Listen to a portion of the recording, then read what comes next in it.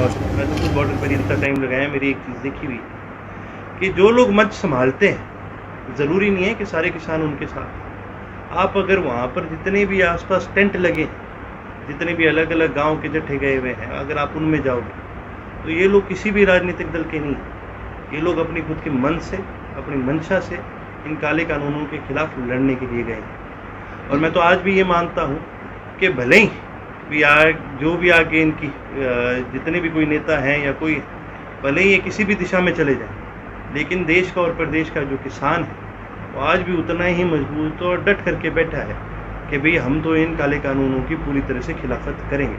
सरकार चाहे 1000 कोशिश करे इनको बांटने की, ये सरकार का वहम है। जो किसान इस देश के आज 9 महीने से भी ज़्यादा समय हो गया, 9 महीने से ज़्यादा जो किसान वहाँ बॉर्डर पे बैठे हैं, इन्होंने सर्दी देख ली, इनने गर्मी देख ली, बारिश सहन करी, आंधी तूफान सब सहन करा। किसान आज भी उतनी मजबूती से बैठा है। जो सच्चा जो किसान है वो डट के आज भी इन काले कानूनों के खिलाफ, इस सरकार के खिलाफ बैठा है। और ये तो मैं एक चीज़ मानता हूँ, सरकार की बहुत बहुत बड़ी गलतफहमी है जो सरकार आज हाथ पे हाथ रख के बैठी है। सरकार को किसानों की मांग माननी भी चाहिए और किसानों की बात सुननी भी चाहिए। पंचायती राज में बड़े बड़े घोटाले सामने आ रहे हैं सर, और उप मुख्यमंत्री के जितने महकमे अलग घोटाले सामने आ रहे हैं। हम तो जी पहले क्या करते थे, ये तो है ही खाओ। इसका सबसे आपको पहला उदाहरण मैं आपको ये दे देता हूँ। जब बड़े चोई साहब जब राजनीति में आए थे, जब मंत्री पहली बार बने थे, तो उन्होंने कौन सा डिपार्टमेंट लिया था? उन्होंने लिया था एग्रीकल्चर का, कृषि।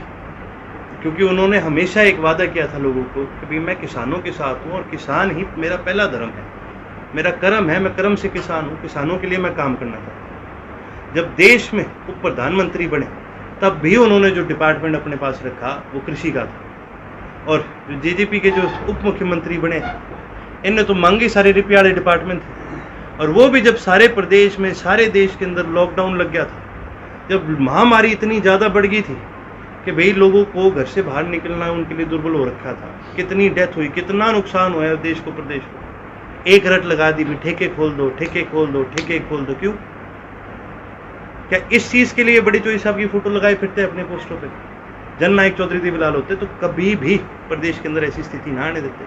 तो ये तो केवल उनके नाम का दुरुपयोग करते हैं। ये तो ऐसे लोग हैं जिनका मन ही सिर्फ एक, जो आज भी सत्ता के अंदर बैठे हैं तो सिर्फ एक ही कारण से ये बैठे हैं, क्योंकि इनको 9 महकमे जो दे रखे। वरना हरियाणा की जनता ने खुल करके इनका विरोध करा। हरियाणा की जनता ने खुल करके इनको बोला कि भाई तुम इस सरकार को छोड़ दो।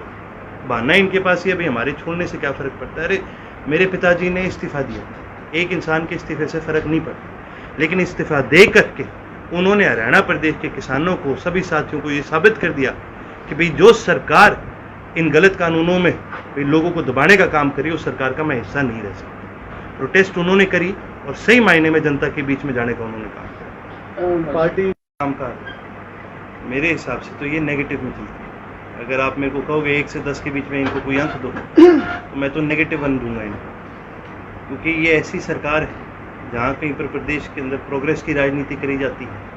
एकमात्र सरकार है हरियाणा प्रदेश के अंदर जो केवल और केवल जात पात की राजनीति करती है। ये केवल और केवल ऐसी सरकार है जो सिर्फ लोगों को बांटने का काम करती है। किसानों को बांटने की कोशिश करती है ये सरकार, लोगों को जात पात के नाम पर बांटने की कोशिश करती है। जो सरकार लोगों को बांटने का काम करती है वो कभी प्रोग्रेस की राजनीति नहीं कर सकती, वो कभी प्रदेश के अंदर या देश के अंदर प्रोग्रेस नहीं कर सकती। सर 7 साल में 28 पेपर कैंसिल हो गए हैं, क्या कहोगे? और दूसरा सर ऐतिहासिक और क्या बर्खास्त होंगे? देखिए, सबसे बड़ी चीज़ ये है देखने वाली है, 7 साल में जो 28 पेपर कैंसिल हो, कोई भी पेपर, जितने भी ये पेपर लीक हुए, बिना सरकार की मंजूरी के कोई पेपर लीक नहीं हो सकता। सरकारें पहले भी हरियाणा के अंदर रही हैं, पहले भी इतने सिस्टम रहे हैं, पहले तो कभी पेपर लीक हुए नहीं। ये तो सरकार के खुद के आदमी हैं जो इन पेपर को लीक करने का काम करते हैं, पैसे बटोरने का काम करते हैं, पैसे इकट्ठे करने का काम करते हैं। फिर दोबारा जब ये पेपर कैंसिल होते हैं तो उनको एक और मौका मिल जाता है कि इसके ऊपर ये स्कैम चलाना। आज के दिन हरियाणा के अंदर इससे ज़्यादा निंदा की क्या बात होगी कि सारे पूरे देश के अंदर सबसे ज़्यादा अगर बेरोज़गारी की मात्रा अगर कहीं पर है तो हरियाणा प्रदेश के अंदर है। 28% से ज़्यादा आज के दिन हमारे प्रदेश के 28% जो युवा हैं वो बेरोज़गार है। लेकिन सरकार इतनी नाकाम है कि आज भी उन साथियों को रोज़गार नहीं दे सकती। और उससे भी ज़्यादा बड़ा आपको एक स्कैम बताता हूँ। जब कांस्टेबल के पेपर जब अनाउंस हुए थे, 8 लाख एप्लीकेंट थे। उन सभी एप्लीकेंट की जितनी एप्लीकेशन की फीस थी ये प्राइवेट कंपनी को दी गई थी। प्राइवेट कंपनी ने पैसे तो सबके इकट्ठे करे थे, लेकिन किसी भी एप्लीकेंट को पेपर कैंसिल होने की वजह से रिफंड नहीं मिला। अब दोबारा जब ये निकलेंगे तो दोबारा प्राइवेट कंपनी के माध्यम से ये अपने ही आदमियों की प्राइवेट कंपनी चालू करवाते हैं और उन्हीं के माध्यम से ये फिर पैसे बटोरने का काम करते हैं। शामिल वाले सारे प्रोग्राम आगे आएंगे, हम आपको पूरी लिस्ट दे देंगे जितने भी हमारे साथी हैं, क्योंकि कई साथी हैं। और संगठन को मजबूत करने के लिए सबसे पहली जो चीज़ होती है वो होता है वर्कर का मान और सम्मान। संगठन के जो आपके साथी हैं उनका मान और सम्मान। चौधरी ओम प्रकाश चौटाला ने अपना एक एक कार्यकर्ता का मान और सम्मान सबसे आगे रखने का काम किया, और उसका नतीजा आज ये है कि आज हमें गांव-गांव जाने की जरूरत नहीं पड़ रही। गांव-गांव से हमारे पास फ़ोन आया करते हैं कि जी हमारे गाँव आओ।